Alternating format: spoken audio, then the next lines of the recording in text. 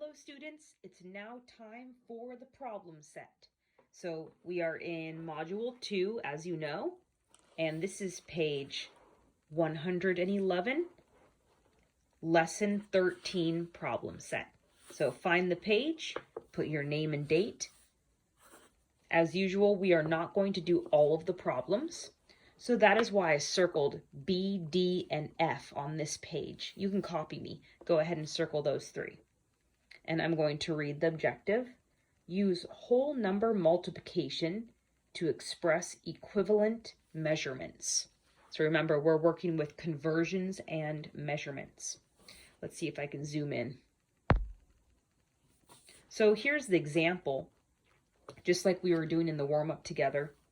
This problem is converting weeks to days. So they gave us 8 weeks. And they want to know how many days. And we know that there are 7 days in a week. So you do 8 times 7. 56 days is equal to 8 weeks. So that one was done for us. So on this page, we're going to do 3 problems. So I will do B with you, and then you do D and F by yourself. So in this book, they are giving us blanks to fill in. I do not mind if you skip the blanks. If you understand how to do this without filling in the blanks, sometimes it's easier to do it the way that's easiest for you. That's totally fine. And if you want to fill it in, then you can use this as your guide. So basically, they were just copying the number in front of the word. So 8 weeks, they put an 8. So here we would put a 4. And then they would put a number 1 for year, just like we did a 1 for a week. And then below, just like they put the 8, we would put the 4 again. And then we have to know how many days are in a year, just like they knew how many days were in a week. So remember how many days are in a year? That's right, 365. And now we do our multiplication, but you want to line it up vertically. Go ahead and solve that and put your final product.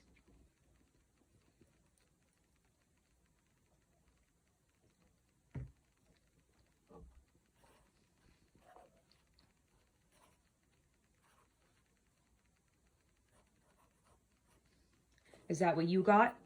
1,460 days is equal to 4 years. Wow, that's a lot of days. Okay, so now you're going to do, if you got that right, by the way, give yourself a check. Okay, now you're going to do D and F by yourself, and I will support you by reminding you what the conversion is. So we're converting yards to feet. Remember that there are 3 feet in 1 yard. So that's your hint. That will help you solve it. This is the one you want to memorize. And then this one, you're doing pounds to ounces. Remember that in 1 pound, there are 16 ounces. So those are the 2 facts that will help you, the 2 conversions that will help you solve the problem.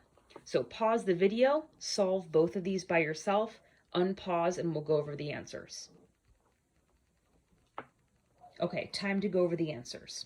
So I see that we have 5.7 or 5 7/10 of a yard, and there's 3 feet in every yard.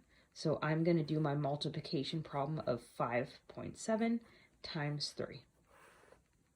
7 times 3 is 21. 15, 16, 17. Remember how we put in the multiplication decimal mark, the decimal point?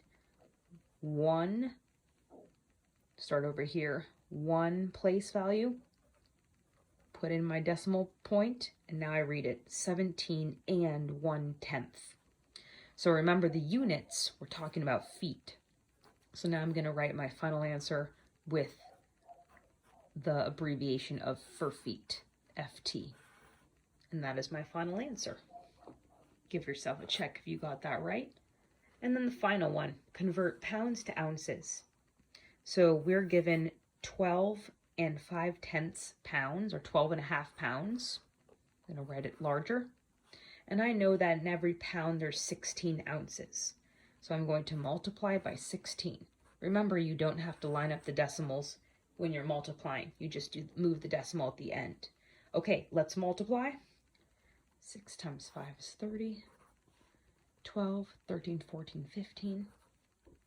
6 plus 1, 7. Place value holder 0, 5, 2, 1. Add straight down. 0, 7, 8, 9, 10, 2. Okay, now I put in my decimal point. Over 1, start on the right. Over 1, put it in. I don't even need to include this last 0 tenths because my final answer is 200. So don't forget your units. We say 12.5 pounds is equal to 200 ounces. And that's my final answer. If you got that correct, give yourself a check. And if you want to score the whole page, that was 3 out of 3 because we did 3 problems together. Okay, turn the page. I'm going to have you do a few more problems all by yourself. Okay, so A is our example. You can look at that if you need help. Cross off D because we haven't worked with liters or milliliters yet. And I would like you to do B, C, E, and F. So that's 4 more problems today by yourself. So before I have you work alone, let's just circle which one, what measurements we're using. So B is using kilograms and grams. Remember that this is like your the thing that will help you. There is 1 kilogram is equal to 1,000 grams. That will help you. C is meters and centimeters. Remember, centi means 100. So there are 100 centimeters in 1 meter. E is using pounds and ounces. That's the one we were just doing. So remember, there are 16 ounces in 1 pound. And finally, F is using yards and inches. So remember, there are, this is actually slightly complicated because you have to do 2 conversions. Remember, there are 12 inches in 1 foot, and there are 3 feet in 1 yard. So I am going to, on the spot, make a change. I'm going to say required is B, C, and E. That's 3 problems. And F is your challenge bonus. So I would like everyone to do these 3 problems. If you'd like to challenge yourself with F, please do so. And after you're done with those 3, you are done with the math set for today. Good job.